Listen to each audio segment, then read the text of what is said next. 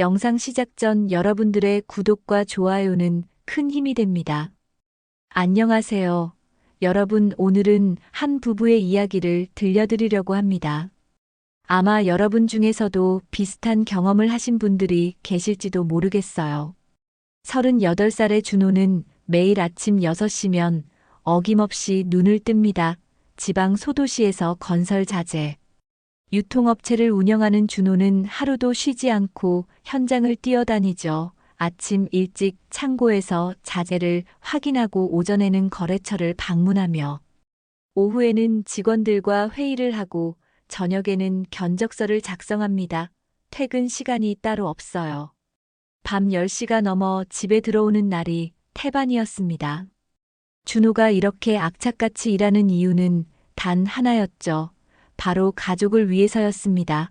아내 수진과 새 살배기, 아들 민준이를 위해 더 나은 생활을 만들어주고 싶었거든요. 학창시절 공부는 그다지 잘하지 못했지만 몸으로 부딪히며 일하는 것만큼은 자신 있었습니다. 25살에 건설 현장에서 막노동으로 시작해서 10년이 넘는 시간 동안 악착같이 돈을 모았죠. 그렇게 모은 돈으로 30대 초반에 작은 유통업체를 차렸고 지금은 제법 안정적인 사업을 꾸려가고 있었습니다. 집에 돌아오면 수지는 늘 소파에 앉아 휴대폰만 들여다보고 있었어요. 33인 수지는 준호보다 5살 어렸습니다. 결혼 전에 잠깐 화장품 매장에서 일했지만 결혼 후엔 쭉 전업주부로 지냈죠. 수지는 외모가 상당히 뛰어난 편이었습니다. 키도 크고 얼굴도 예쁜 데다 몸매 관리도 철저히 했어요. 결혼 5년 차에 아이를 낳고도 몸매가 거의 변하지 않았습니다. 수지는 집안일을 그다지 열심히 하는 편은 아니었어요. 청소나 빨래는 가끔 했지만 요리는 거의 하지 않았죠. 대부분 배달 음식이나 간단한 반찬으로 끼니를 때웠습니다. 민준이는 대부분 장모가 돌봤어요. 수진의 친정 어머니인 장모는 일주일에 사나흘은 수진의 집에 와서 손자를 돌봐줬습니다. 준호는 가끔 수진에게 물었습니다. 어머님이 너무 자주 오시는 것 같다고요. 자기가 민준이를 돌보면 되는데 굳이 장모님을 불러야 하냐고 말이죠. 그럴 때마다 수진은 대충 둘러댔어요. 엄마가 손주 보는 게 좋다고 하신다며 별것 아니라는 듯 넘어갔습니다. 사실 준호도 장모를 그다지 좋아하지는 않았어요. 장모는 수진과 비슷하게 외모가 화려한 편이었지만 어딘가 가볍다는 느낌이 들었거든요. 말투나 행동이 조금 산만하고 이야기가 자주 바뀌었습니다. 그래도 손자를 예뻐하는 것 같아서 준호는 크게 신경 쓰지 않으려 했죠. 저녁 8시쯤 퇴근한 준호가 집에 들어오면 민준이는 이미 잠들어 있었습니다. 준호는 아재 얼굴을 보는 것만으로도 하루의 피로가 풀리는 것 같았어요. 작고 포동포동한 손과 새근새근 숨쉬는 모습을 보면 세상 무엇과도 바꿀 수 없다는 생각이 들었습니다. 준호는 수진에게 둘째를 갖자고 자주 이야기했습니다. 민준이도 이제 3살이니까 동생을 만들어주면 좋겠다고요. 하지만 수지는 매번 시큰둥한 반응이었죠. 아직은 아니라고 나중에 생각해보자고 말했습니다. 준호는 서운했지만 강요할 수는 없었어요. 최근 들어 준호는 수진의 태도가 조금씩 달라지는 것을 느끼고 있었습니다. 예전에는 그래도 준호가 집에 오면 반갑게 맞아줬는데 요즘은 그냥 흘끗 쳐다보고는 다시 휴대폰에 시선을 고정했어요. 준호가 말을 걸어도 대답이 짧았고 관심이 없어 보였습니다. 밤에 잠자리를 함께하려 해도 수지는 피곤하다며 몸을 돌렸죠. 준호는 그저 육아와 집안일에 지친 거겠거니 생각했습니다. 전업주부도 쉬운 일이 아니니까요. 수진이 좀 더 편하게 지낼 수 있도록 가사도우미라도 알아봐야 하나 고민했어요. 준호는 수진을 사랑했고 행복하게 해주고 싶었습니다. 겉으로 보기엔 평범한 가정이었습니다. 열심히 일하는 남편과 집을 지키는 아내와 귀여운 아들이 있는 평범한 가족이었죠. 하지만 그 평범함 속에는 준호가 전혀 눈치채지 못한 균열이 조금씩 퍼져가고 있었습니다. 수진의 휴대폰 속에는 준호가 알지 못하는 대화들이 오가고 있었고, 장모는 그 사실을 이미 알고 있었습니다. 수진은 결혼 생활이 지루했습니다. 매일 반복되는 일상이 답답하게 느껴졌죠.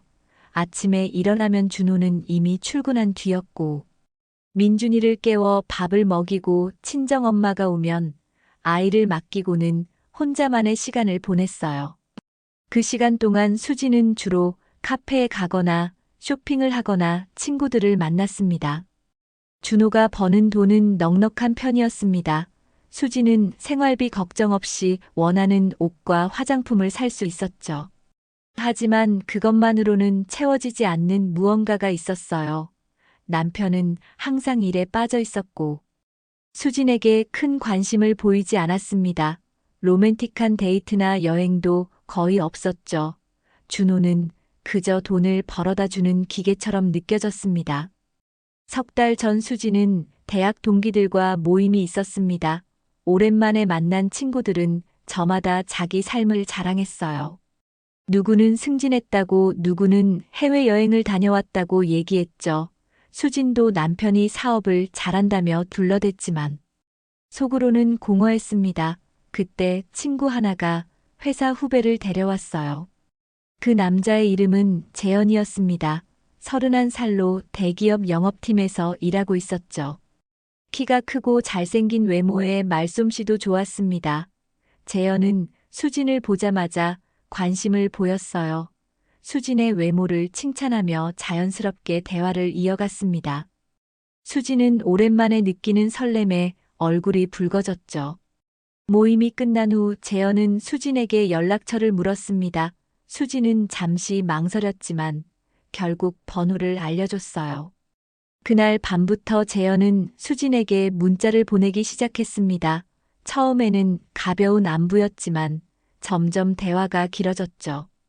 재현은 수진을 재미있는 사람이라며 자주 만나고 싶다고 했습니다. 수진은 재현과의 대화가 즐거웠습니다. 준호와는 달리 재현은 수진의 말에 귀 기울여줬고 공감해줬어요. 일주일쯤 지났을 때 재현은 수진에게 점심을 같이 하자고 제안했습니다. 수진은 고민 끝에 만나기로 했죠. 그날 수진은 평소보다 화장을 진하게 하고 새로 산 원피스를 입었습니다. 재현은 시내 중심가에 있는 고급 레스토랑을 예약해뒀어요. 식사하는 내내 재현은 수진을 칭찬했고, 수진은 그 시선이 좋았습니다. 오랜만에 여자로서 대접받는 기분이었죠. 식사 후 재현은 수진에게 선물을 건넸습니다. 명품 브랜드의 향수였어요. 수진은 놀라며 받을 수 없다고 했지만 재현은 그냥 받으라며 웃었습니다. 회사 법인카드로 산 거라 부담 갖지 말라고 했죠. 수진은 그 말에 조금 찝찝했지만 선물이 탐나서 결국 받았습니다. 그날 이후 수진과 재현은 자주 만났습니다. 재현은 매번 법인카드로 비싼 식사를 사줬고 선물도 아끼지 않았어요. 수진은 재현과 함께 있으면 마치 연애하던 시절로 돌아간 것 같았습니다. 가슴이 두근거리고 설레는 감정이 살아났죠. 재현은 수진에게 결혼했냐고 물었습니다. 수진은 순간 망설이다가 아니라고 대답했어요. 독신이라고 거짓말을 했죠. 재현은 그럼 다행이라며 웃었습니다. 수진은 왜 그런 거짓말을 했는지 스스로도 잘 몰랐어요. 그냥 재현과의 관계가 끊기는 게 싫었던 것 같습니다. 어느 날 재현은 수진에게 호텔에 가자고 제안했습니다. 수진은 잠시 고민했지만 결국 따라갔어요. 그날 밤 수진은 선을 넘고 말았습니다. 집에 돌아온 수진은 죄책감이 밀려왔지만 동시에 묘한 해방감도 느꼈죠. 수진의 친정 어머니는 딸의 변화를 눈치채고 있었습니다. 수진이 평소보다 화장을 진하게 하고 외출이 잦아진 것을 알았죠. 어느 날 장모는 수진에게 물었습니다. 요즘 남자 만나냐고요. 수진은 깜짝 놀라 부인했지만 장모는 다 안다는 표정이었습니다. 장모는 수진에게 조심하라고만 했습니다. 들키지 않게 잘하라고요. 수진은 엄마의 반응이 의외였어요. 화를 내거나 말릴 줄 알았는데 오히려 방관하는 태도였죠. 장모는 젊을 때 그럴 수도 있다며 이해한다는 듯이 말했습니다. 준호는 요즘 수진의 행동이 더욱 이상하다고 느꼈습니다. 예전에는 그래도 집에 있는 시간이 많았는데 요즘은 외출이 부쩍 잦아졌어요. 친구 만난다고, 카페 간다고, 쇼핑한다고 핑계를 대며 집을 비웠죠. 준호가 언제 돌아오냐고 물으면 수지는 짜증 섞인 목소리로 왜 그렇게 간섭하냐고 되물었습니다.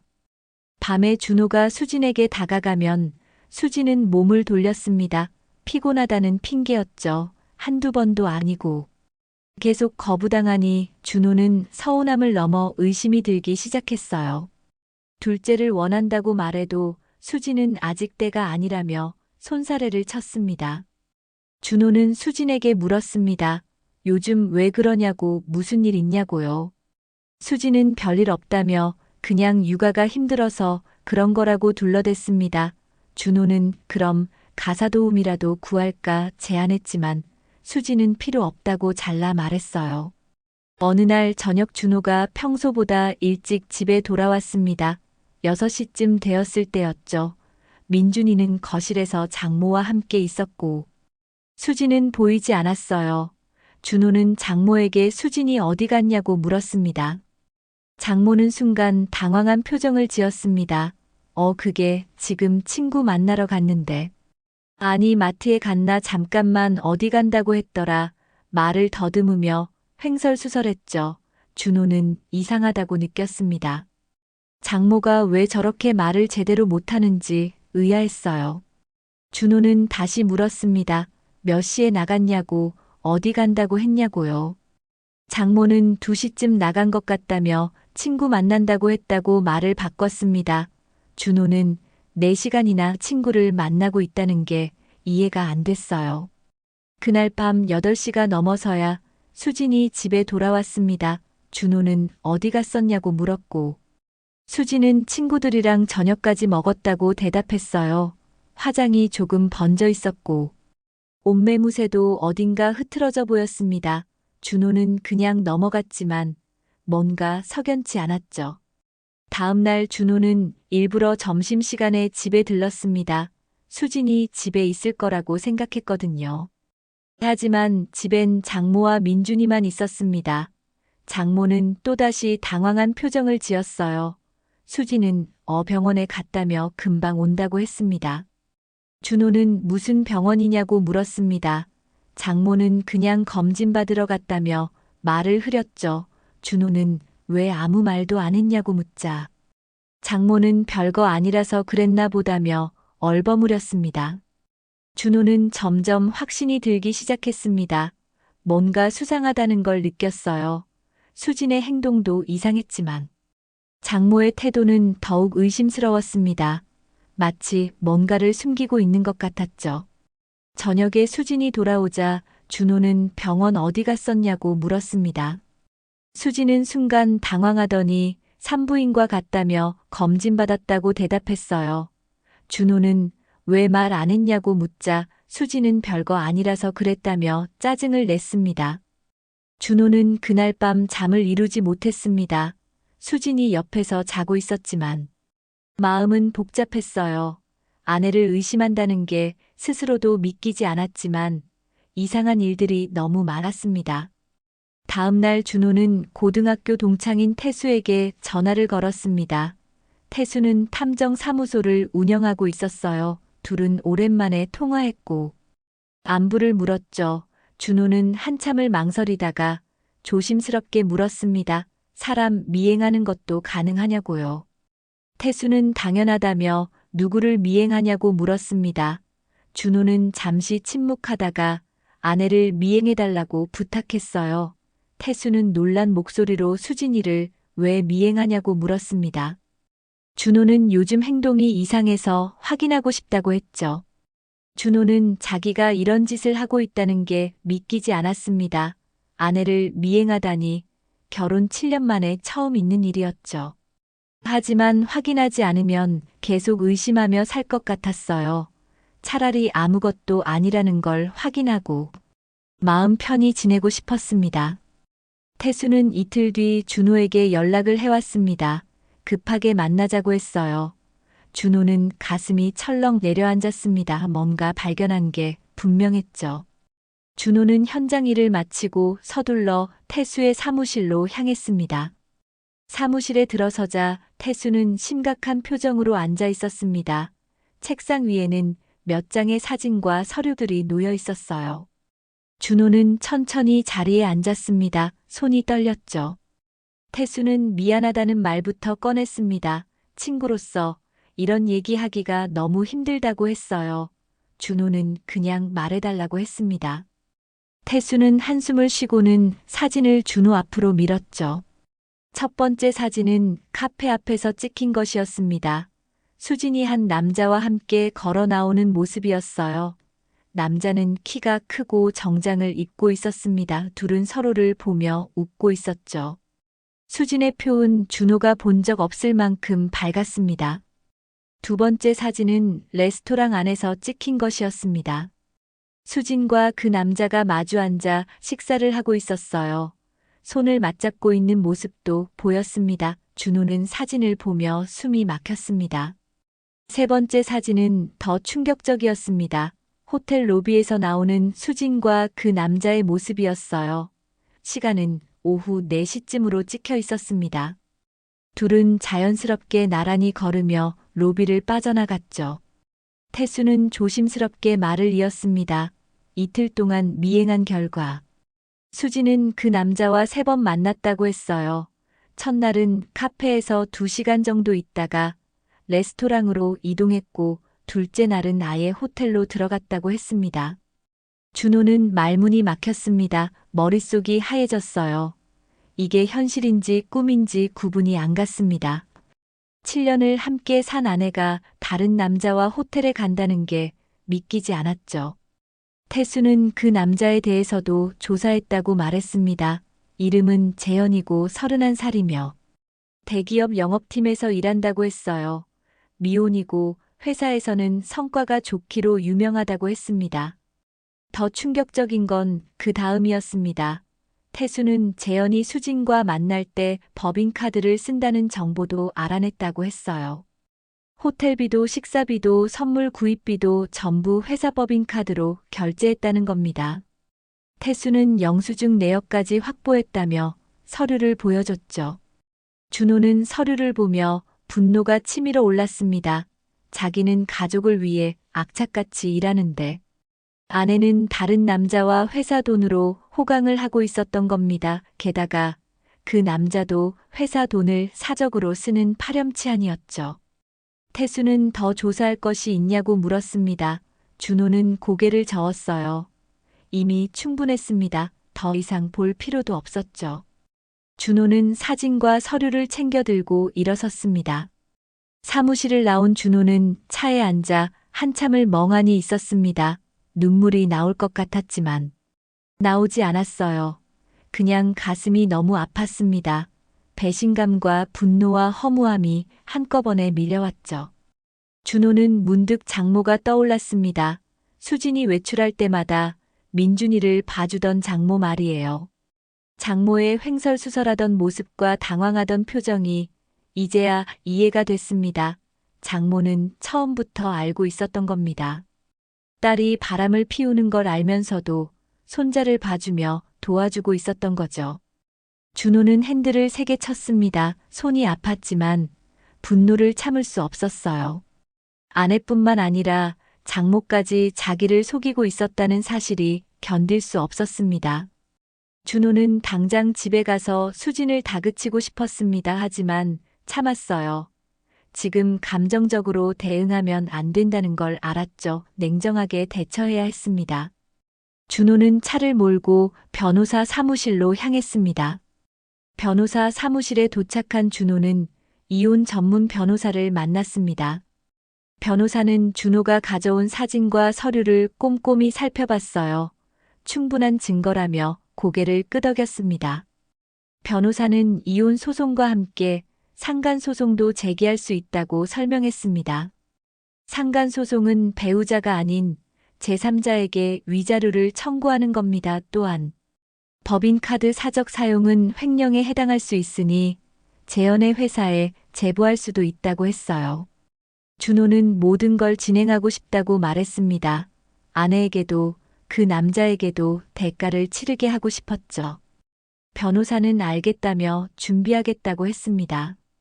준호는 변호사와 상담을 마치고 집으로 향했습니다. 하지만 바로 들어가지 않고 차 안에서 한참을 앉아 있었어요. 마음을 가라앉혀야 했습니다. 지금 당장 수진을 대면하면 참지 못하고 소리를 지를 것 같았거든요. 준호는 심호흡을 몇 번 하고 나서 집에 들어갔습니다. 거실에는 장모와 민준이가 있었어요. 수진은 또 외출 중이었죠. 준호는 민준이를 안아 올렸습니다. 아들의 온기가 느껴졌어요. 이 아이만큼은 지켜야 한다는 생각이 들었습니다. 준호는 민준이를 침대에 눕히고 나서 거실로 나왔습니다. 장모는 텔레비전을 보고 있었어요. 준호는 장모 옆에 앉았습니다. 장모는 일찍 왔다며 어색하게 웃었죠. 준호는 조용히 물었습니다. 어머님, 저한테 하실 말씀 없으세요? 장모는 무슨 말이냐며 고개를 갸웃했습니다. 준호는 수진이 어디 있는지 아시죠? 물었어요. 장모의 얼굴이 굳어졌습니다. 친구 만나러 갔다며 평소처럼 대답했죠. 하지만 목소리가 떨리고 있었습니다. 준호는 사진 몇 장을 꺼내 장모 앞에 내밀었어요. 장모는 사진을 보고는 얼굴이 창백해졌습니다. 수진이 남자와 함께 찍힌 사진들이었죠. 준호는 차분하게 물었습니다. 어머님은 알고 계셨죠? 장모는 말없이 고개를 숙였습니다. 준호는 목소리를 높이지 않으려 애썼습니다. 언제부터 아셨어요? 장모는 한참을 망설이다가 석 달쯤 됐다고 말했어요. 수진이가 화장을 진하게 하고 자주 나가길래 물어봤더니 남자 만난다고 털어놨다고 했습니다. 준호는 믿을 수 없다는 표정을 지었습니다. 그럼 왜 저한테 말씀 안 하셨어요? 장모는 대답하지 못했어요. 준호는 다시 물었습니다. 어머님은 딸이 바람 피우는 걸 알면서 손주까지 봐주며 도와주신 거예요. 장모는 변명을 늘어놓기 시작했습니다. 젊을 땐 그럴 수도 있다고 했어요. 수진이가 집에만 있으니까 답답했을 거라고 했습니다. 남자들은 다 일만 하니까 여자들이 외롭다고 했죠. 준호는 어이가 없었습니다. 준호는 차갑게 물었습니다. 그럼 어머님도 그러셨나요? 장모는 갑자기 말문이 막혔습니다. 준호는 계속 물었어요. 어머님 이혼하셨잖아요. 혹시 그때도 바람 피워서 이혼하신 거예요? 장모의 얼굴이 붉어졌습니다. 한참을 침묵하다가 작은 목소리로 인정했어요. 그랬다고 했습니다. 젊었을 때 다른 남자를 만났고 남편이 알게 돼서 이혼했다고 했죠. 하지만 그건 남편이 자기를 돌보지 않아서였다며 변명했습니다. 준호는 모든 게 이해됐습니다. 장모 본인도 과거에 불륜을 저질렀고 그래서 딸의 불륜에 관대한 거였죠. 아니, 관대한 정도가 아니라 아예 도와주고 있었던 겁니다. 손주를 봐주며 딸이 다른 남자를 만날 시간을 만들어준 거예요. 준호는 분노가 치밀어 올랐습니다. 목소리가 떨렸어요. 어머님, 제가 7년 동안 얼마나 열심히 일했는지 아세요? 수진이랑 민준이 먹여 살리려고 하루에 12시간씩 일했어요. 주말도 없이 일했습니다. 그런데 수진이는 제가 번 돈으로 편하게 살면서 다른 남자를 만나고 어머님은 그걸 도와주셨어요. 장모는 미안하다고 말했습니다. 하지만 진심이 담겨 있지 않았어요. 그저 들켜서 미안한 것처럼 보였습니다. 준호는 더 이상 대화하고 싶지 않았어요. 준호는 일어서며 말했습니다. 어머님, 이제 오시지 마세요. 민준이도 더 이상 맡기지 않을 겁니다. 장모는 놀라며 손주를 못 보게 할 거냐고 물었죠. 준호는 차갑게 대답했습니다. 당연하죠. 제 아들을 그런 분한테 맡길 수 없어요. 장모는 항변하려 했지만 준호는 더 이상 듣지 않았습니다. 방으로 들어가 문을 닫아버렸어요. 장모는 한참을 거실에 앉아 있다가 결국 집을 나갔습니다. 준호는 침대에 누워 천장을 바라봤습니다. 아내의 배신도 충격이었지만 장모의 태도는 더 충격이었어요. 딸이 불륜을 저지르는 걸 알면서도 방관한 게 아니라 적극적으로 도와준 겁니다. 피는 못 속인다는 말이 정말 맞았죠. 준호는 수진과 장모가 얼마나 자기를 우습게 봤을지 생각하니 치가 떨렸습니다. 바보같이 일만 하는 남편 뒤에서 모녀가 함께 자기를 배신하고 있었던 거예요. 준호는 절대 가만히 있지 않을 거라고 다짐했습니다. 법적으로 할 수 있는 모든 걸 다 하기로 마음먹었죠. 다음 날 아침 준호는 평소처럼 일찍 일어났습니다. 하지만 일하러 가지 않았어요. 오늘은 해야 할 일이 따로 있었죠. 수지는 아직 자고 있었습니다. 준호는 민준이를 깨워 옷을 입히고 밥을 먹였어요. 수진이 일어났을 때 준호는 거실에서 서류를 정리하고 있었습니다. 수지는 왜 안 나가냐고 물었어요. 준호는 오늘 일 없다며 대충 대답했습니다. 수지는 별 관심 없다는 듯 휴대폰을 들여다봤죠. 준호는 수진의 모습을 지켜봤습니다. 휴대폰을 보며 미소 짓는 얼굴이 너무나 낯설게 느껴졌어요. 저 미소는 분명 재현에게 보내는 거겠죠. 준호는 속이 뒤틀렸지만 참았습니다. 오전 10시쯤 수지는 나가려고 준비를 시작했습니다. 화장을 진하게 하고 새 옷을 꺼내 입었어요. 준호는 어디 가냐고 물었습니다. 수지는 친구 만난다며 점심 먹고 온다고 했죠. 준호는 아무 말 없이 고개만 끄덕였습니다. 수진이 나간 후 준호는 변호사에게 전화를 걸었습니다. 변호사는 모든 준비가 끝났다고 말했어요. 이혼 소송 서류와 상간 소송 서류가 다 완성됐다고 했습니다. 또한 재현의 회사 감사팀에 제보할 자료도 준비했다고 했죠. 준호는 변호사 사무실로 향했습니다. 민준이는 친한 형님 댁에 잠깐 맡겼어요. 사무실에 도착하자 변호사는 서류들을 하나씩 설명해 줬습니다. 먼저 이혼 소송 서류였습니다. 배우자의 부정행위를 이유로 한 이혼 청구였죠.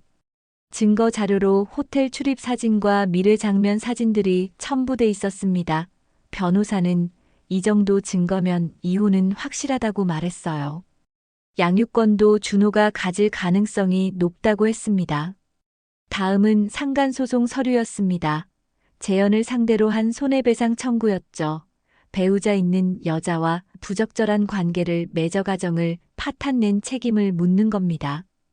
변호사는 위자료로 5천만 원을 청구하기로 했다고 설명했어요. 준호는 금액이 적지 않냐고 물었습니다. 변호사는 상간소송에서 받을 수 있는 위자료는 보통 3천만 원에서 5천만 원 정도라고 설명했죠. 재현의 경제력과 불륜 기간을 고려하면 5천만 원이 적당하다고 했습니다. 마지막으로 재현의 회사에 제보할 자료였습니다. 법인카드 사용 내역이 정리돼 있었어요. 호텔비 200만 원, 레스토랑 식사비 300만 원, 명품 선물 구입비 400만 원 등 총 900만 원이 넘는 금액이었습니다. 모두 업무와 관련 없는 사적인 용도였죠.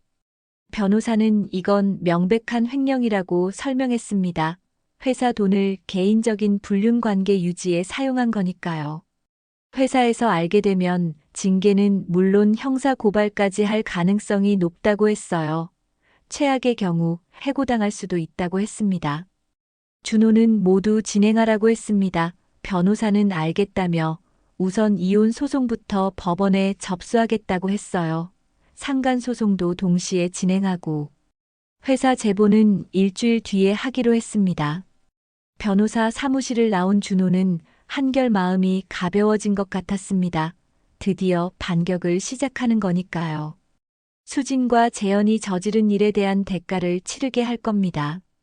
며칠 후 수진에게 법원 서류가 도착했습니다. 이혼 소송과 상간 소송 통지서였어요. 수진은 서류를 보고는 얼굴이 새하얘졌습니다. 준호를 찾아와 소리를 질렀죠. 이게 뭐냐며 왜 이러냐고 물었습니다. 준호는 침착하게 대답했습니다. 보면 알지 않냐고 이혼하자고 했어요. 수지는 당황하며 무슨 소리냐고 되물었습니다. 준호는 사진들을 꺼내 수진 앞에 던졌어요. 수지는 사진을 보고는 말문이 막혔습니다. 자기와 재현이 함께 찍힌 사진들이었죠. 호텔에서 나오는 모습까지 선명하게 찍혀 있었습니다. 수지는 이건 오해라며 변명하려 했어요. 준호는 차갑게 말했습니다. 오해가 아니라는 거 우리 둘 다 알잖아요. 석 달 동안 그 남자 만났죠. 호텔도 몇 번이나 갔고요. 수지는 아무 말도 하지 못했습니다. 준호는 계속 말했습니다. 어머님도 알고 계셨더군요. 민준이 봐주면서 당신 바람 피우는 거 도와주셨어요. 피는 못 속이나 봅니다. 어머님도 옛날에 바람 피워서 이혼하셨다면서요. 수지는 눈물을 흘리기 시작했습니다. 미안하다며 잘못했다고 빌었어요. 다시는 안 만나겠다고 용서해달라고 했습니다. 하지만 준호는 마음이 움직이지 않았습니다. 준호는 말했습니다. 늦었어요. 이미 변호사 선임했고 소송 진행 중이에요. 민준이 양육권도 제가 가질 겁니다. 수지는 아이를 빼앗아 가냐며 울부짖었죠. 준호는 당신이 엄마 자격 있다고 생각하냐고 되물었습니다. 일주일 후 준호의 변호사는 재현의 회사 감사팀에 제보 자료를 보냈습니다. 법인카드 사적 사용 내역과 함께 재현이 기혼. 여성과 불륜 관계를 유지하는데 회사 돈을 썼다는 증거 자료였죠. 호텔 영수증과 레스토랑 영수증, 그리고 명품 매장 영수증까지 모두 첨부돼 있었습니다. 재현의 회사는 대기업이었고 컴플라이언스를 매우 중요하게 여기는 곳이었어요. 법인카드 사적 사용은 명백한 횡령이었고 회사 이미지에도 타격을 주는 행위였죠. 감사팀은 즉시 조사에 착수했습니다. 재현은 감사팀에 불려가 조사를 받았어요. 처음에는 부인하려 했지만 증거가 너무 명확했습니다. 영수증마다 날짜와 시간과 장소가 다 기록돼 있었거든요. 재현은 결국 인정할 수밖에 없었죠. 감사팀은 재현에게 사용한 금액을 전액 변상하라고 통보했습니다. 900만 원이 넘는 금액이었어요. 또한 징계위원회에 회부했고 일주일 후 징계위원회가 열렸습니다. 징계위원회는 재현에게 중징계를 내렸습니다. 해고였어요. 회사 돈을 개인적인 불륜 관계에 사용한 것은 용납할 수 없다는 게 이유였죠. 재현은 항변해봤지만 소용없었습니다. 그는 짐을 싸서 회사를 떠나야 했어요. 더 큰 문제는 그 다음이었습니다. 대기업 업계는 생각보다 좁았어요. 재현이 법인카드를 사적으로 사용해서 해고당했다는 소문이 빠르게 퍼졌습니다. 게다가 불륜 관계를 위해 썼다는 사실까지 알려지면서 재현의 평판은 바닥으로 떨어졌죠. 재현은 다른 회사에 이력서를 넣어봤지만 번번이 거절당했습니다. 채용 담당자들은 재현의 전력을 이미 알고 있었어요. 법인카드 횡령 경력이 있는 사람을 뽑을 회사는 없었습니다. 31살의 재현은 순식간에 실업자가 됐죠. 재현은 준호를 원망했습니다. 왜 회사에까지 제보를 했냐며 분노했어요. 하지만 자기가 저지른 일의 대가였습니다. 남의 가정을 파괴하고 회사 돈까지 유용한 대가를 치르는 거였죠. 수진도 상황이 나아지지 않았습니다. 준호는 수진에게 생활비를 더 이상 주지 않았어요. 공동 계좌도 정리해버렸습니다. 수진은 갑자기 경제적으로 막막해졌죠. 수진은 친정 어머니에게 도움을 청했습니다. 하지만 장모도 형편이 넉넉하지 않았어요. 재혼도 하지 않고 혼자 살고 있었거든요.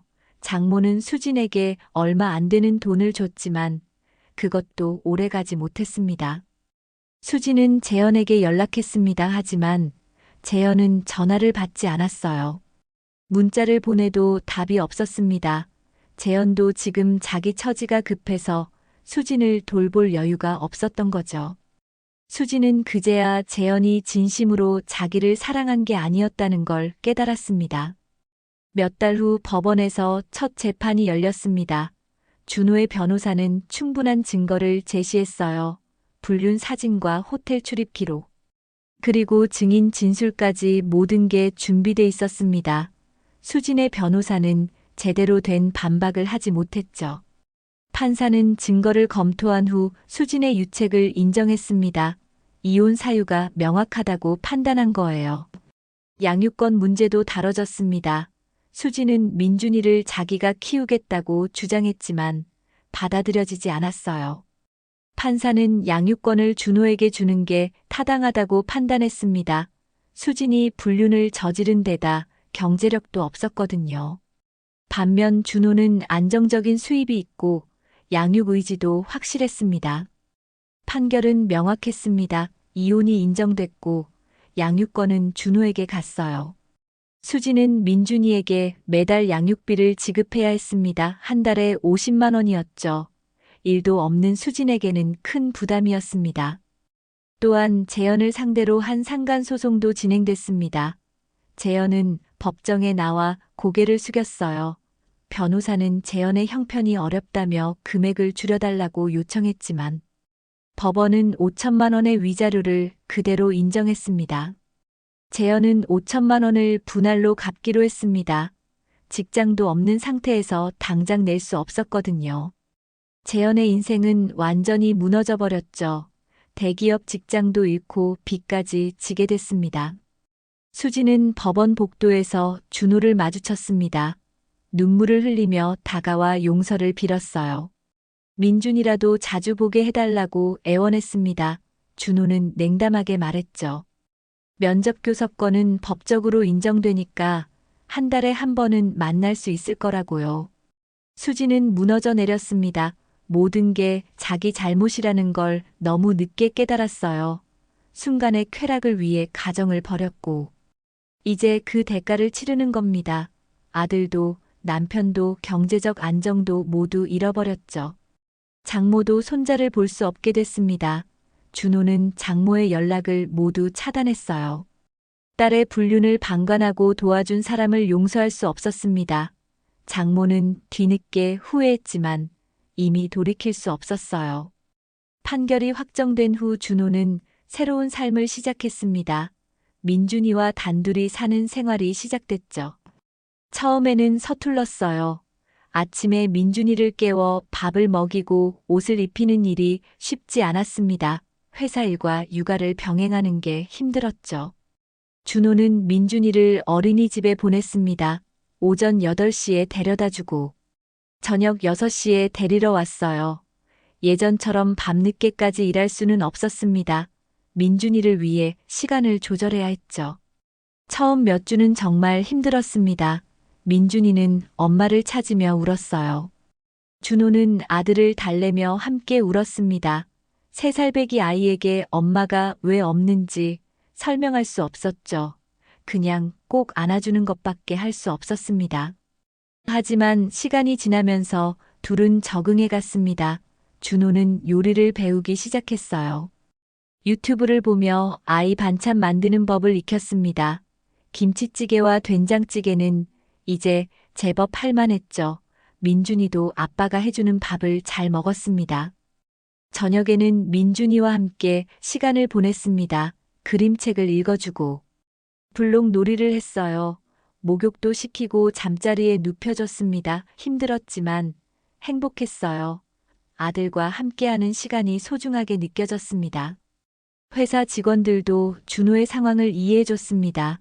준호는 직원들에게 사정을 이야기했고 모두 응원해줬어요. 급한 일이 있을 때는 서로 도왔습니다. 준호는 직원들에게 감사했죠. 어느 날 민준이는 준호에게 물었습니다. 엄마는 언제 오냐고요? 준호는 말문이 막혔습니다. 어떻게 설명해야 할지 몰랐어요. 한참을 고민하다가 말했죠. 엄마는 지금 다른 곳에 있는데 한 달에 한 번씩 만날 수 있다고요. 민준이는 알 듯 말 듯 고개를 끄덕였습니다. 그리고 아빠는 안 가냐고 물었어요. 준호는 아들을 꼭 안으며 말했습니다. 아빠는 절대 안 가고 민준이랑 계속 같이 있을 거라고요. 수지는 한 달에 한 번 민준이를 만났습니다. 면접 교섭권에 따라 토요일 오후 2시간 동안 만날 수 있었어요. 수지는 매번 선물을 사들고 왔지만 민준이는 어색해했습니다. 엄마가 낯설어진 거죠. 수지는 민준이를 만날 때마다 눈물을 흘렸습니다. 아들이 자기를 멀리하는 게 너무 슬펐어요. 자기가 저지른 일의 결과였지만 받아들이기 힘들었습니다. 2시간은 금방 지나갔고 수지는 또 한 달을 기다려야 했죠.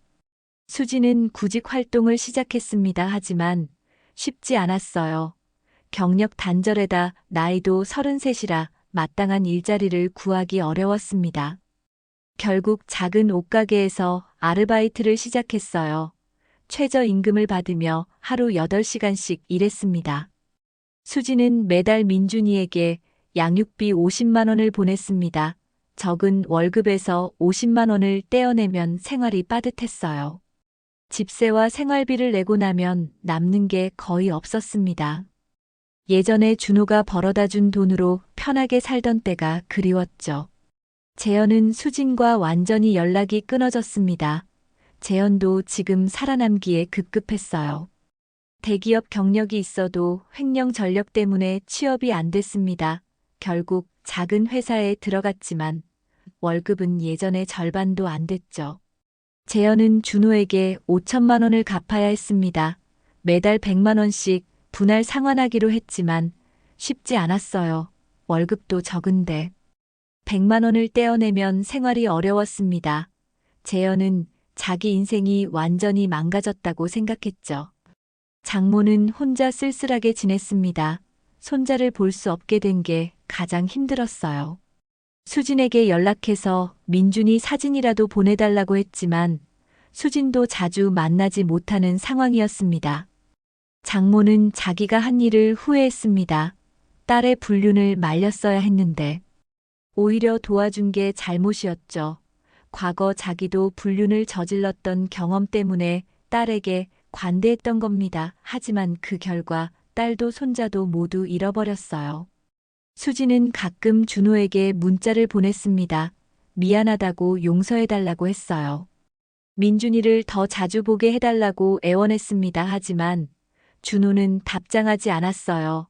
법적으로 정해진 것 이상은 허락할 생각이 없었습니다. 준호는 점점 안정을 찾아갔습니다. 민준이와의 생활에도 익숙해졌고 회사 일도 잘 풀렸어요. 힘든 시기를 겪었지만 이겨냈다는 자부심이 생겼습니다. 어느 주말 준호는 민준이를 데리고 공원에 갔습니다. 민준이는 그네를 타며 신나게 웃었어요. 준호는 아들의 웃음소리를 들으며 생각했습니다.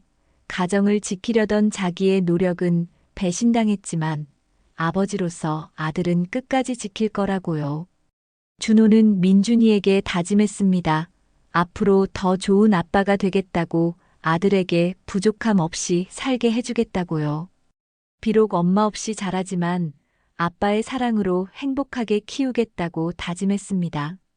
해가 지고 공원에 노을이 졌습니다. 준호는 민준이 손을 잡고 집으로 돌아갔어요. 새로운 삶이 시작됐습니다. 과거의 상처는 아물어가고 있었고 미래를 향해 한 걸음씩 나아가고 있었습니다. 준호는 알았습니다. 자기는 혼자가 아니라 민준이와 함께라는 걸요.